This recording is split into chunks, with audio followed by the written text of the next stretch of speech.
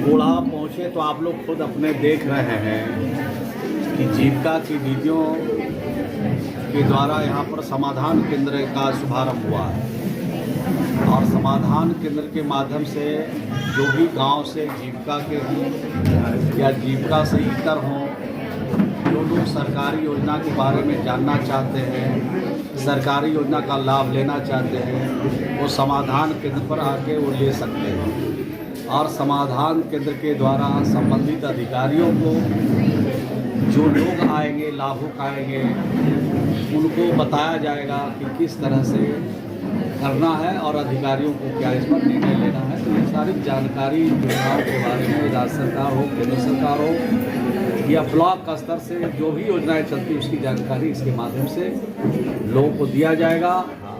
और ग्राम पंचायतों के माध्यम से नल जल योजना हर घर में पहुँचाया था।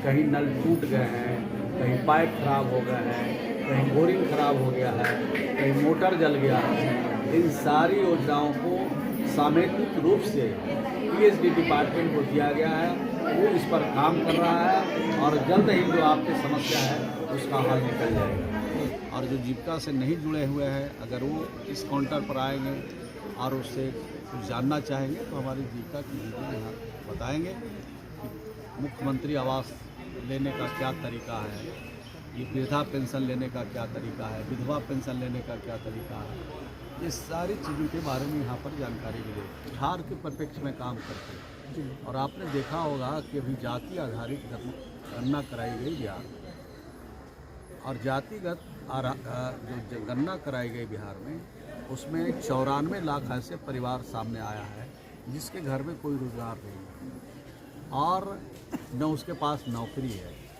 तो उसके लिए भी योजना बिहार की सरकार और बिहार के मुख्यमंत्री श्री नीतीश कुमार ने बनाया है कि ऐसे परिवारों को हम 5 साल के अंदर 2-2 लाख रुपया देंगे और 2 लाख रुपया देकर के उनको रोजगार के लिए हम उनको प्रेरित करेंगे।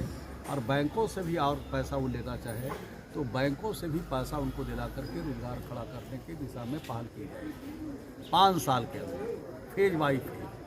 और दूसरा जो 94 लाख परिवार जो बिना घर का है, जिसमें 29 लाख परिवार के पास झोपड़ी है और बाकी के पास घर ही नहीं है, वो कहाँ बेचारा रह रहा है घूम घाम के।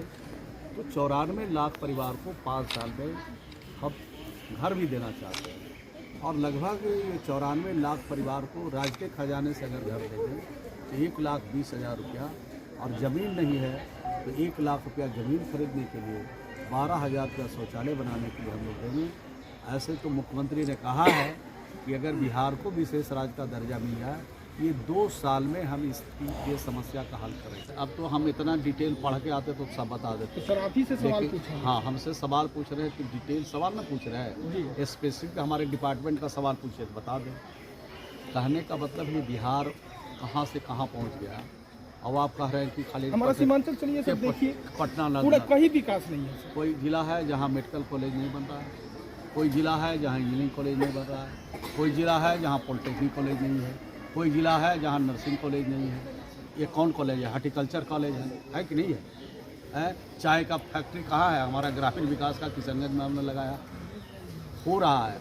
अब ये जो स्टेडियम है ना, ये हर प्रखंड में बन रहा है और ये कला संस्कृति युवा खेल विभाग बना रहा है। और हम लोग मनरेगा से आज रिव्यू किया, हमारे डीडीसी यहाँ खड़े हैं, हर ब्लॉक में 2-2 स्टेडियम बन रहा है। जितने हाई स्कूल है सबका घेराबंदी करा रहे हैं तो आप देखिएगा तब ना।